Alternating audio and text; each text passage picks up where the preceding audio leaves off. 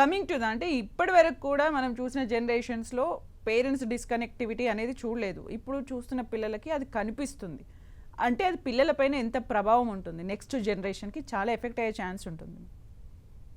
Yeah so మనకి ఇక్కడ ఒకటి తెలుసుకోవాల్సిన స్ట్రాంగ్ ఫ్యాక్టర్ ఏంటంటే అండి, మన చైల్డ్హుడ్ ఎలాగుంది అనే దాన్ని బట్టి చాలా వరకు 80% మన అడల్ట్హుడ్ కూడా అలాగే ఉంటుంది. అంటే పెద్దగా అయ్యాక ఎలా ఉంటాం అనేది కూడా మన చైల్డ్హుడ్లో ఎలా ఉంది దానికి కరెక్ట్గా మిర్రర్ అర్థమే మన అడల్ట్హుడ్ కూడా.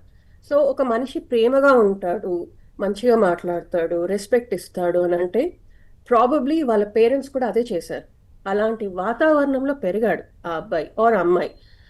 ఇప్పుడు ఏంటంటే మనకి మన పేరెంట్స్ ఎప్పుడు కూడా డిస్కనెక్షన్ లేదు. వాళ్ళు క్లియర్గా క్లారిటీగా వాళ్ళు డివైడ్ చేసుకున్నారు. నేను ఇంట్లో చూసుకుంటా, హౌస్ వైఫ్గా ఉంటా, మొత్తం బర్డెన్ పిల్లలది, ఇంట్లో పనంతా నేను చూసుకుంటా, బయట ఫాదర్ చూసుకుంటాడు. సో ఇంటికి వచ్చాక వాళ్ళిద్దరు కాసేపు కలిసి, సో ఇక్కడ ఏంటి, ఫాదర్ ఈవినింగ్ కల్లా, అప్పట్లో నైట్ డ్యూటీస్ అనేవి చాలా తక్కువ. సో ఇంటికి వచ్చేసరికి మదర్ ఉండేది, అవైలబుల్గా ఉండేది. వీళ్ళిద్దరు షేర్ చేసుకోవడానికి కనీసం ఒక 2-3 అవర్స్ ఉండేది టైం. సో షేర్ చేసుకొని, ఓకే నీకు ఇలా కష్టమైందా, నాకు అలా కష్టమైంది, పిల్లోడు ఇలా చేశాడు, ఆఫీస్లో బాస్ ఇలా చేశాడు. సో వాళ్ళకి రెండు ప్రపంచాలు వేరే అయినా కూడా కలిసి మాట్లాడుకొని ఒకరిని ఒకరిని అర్థం చేసుకోవడానికి టైం ఉండేది, వాళ్ళకి ఆ ఎమోషన్ కూడా ఉండేది. మరి అలాంటి వాతావరణంలో పెరిగినా కూడా మనం ఎందుకు ఇలా అవుతున్నాము అంటే మనలో ప్రేమ లేక కాదు, కాకపోతే మనకి టైం ఉండట్లా, అండ్ మనము షిఫ్ట్లు వేరే, అండ్ తర్వాత మనకి ప్రాబ్లం వస్తే ఎలా సాల్వ్ చేసుకోవాలనేది సగం మందికి తెలియదు. సో ఇలా ప్రొఫెషనల్ హెల్ప్ తీసుకోవచ్చు అనేది కూడా చాలా మందికి తెలియదు. ఎస్. సో దీనివల్ల ఏంటంటే పాజిటివ్ ఎన్వైరన్మెంట్ ఉంటేనే మనకి కష్టం అవుతుంది అని అంటే, నా ఇమాజిన్ ఇప్పుడు మనలాంటి జనరేషన్ వాళ్ళు కిడ్స్ని పుట్టిస్తే అండ్ సపరేటెడ్గా ఉన్నప్పుడు ఫ్యామిలీస్ సరిగ్గా లేరు కప్పులని అనుకుంటే ఇదే చూసి పెరుగుతారు పిల్లలు.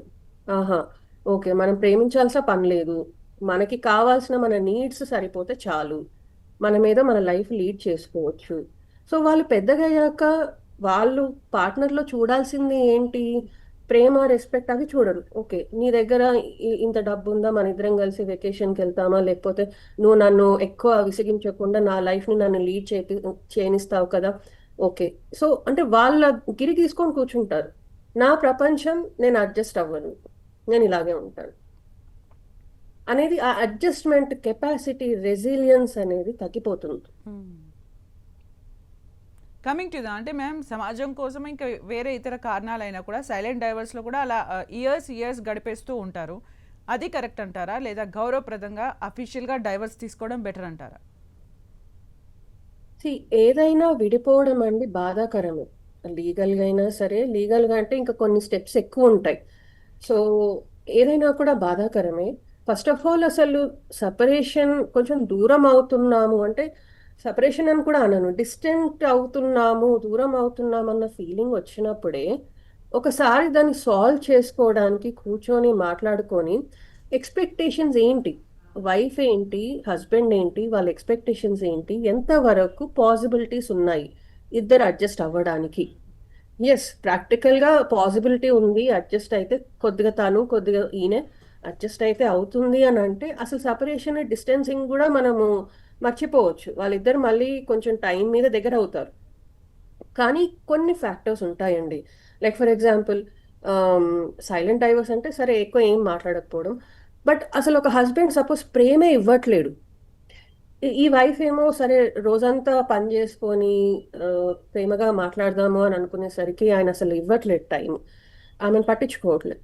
ఆమె ఎంతకాలం అలా చేయగలుగుతుంది? సో మాట్లాడి కూర్చున్నప్పుడు నేనైతే నేను ప్రేమించలేను, నేను నాకు వేరే అఫేర్ ఉందనో లేకపోతే నాకు అసలు ఇంట్రెస్టే లేదో అని అన్నా కూడా, then we cannot force them, కలిసి ఉండండి అని ఫోర్స్ చేయలేము, అది వాళ్ళ డెసిషన్ ఇంకప్పుడు.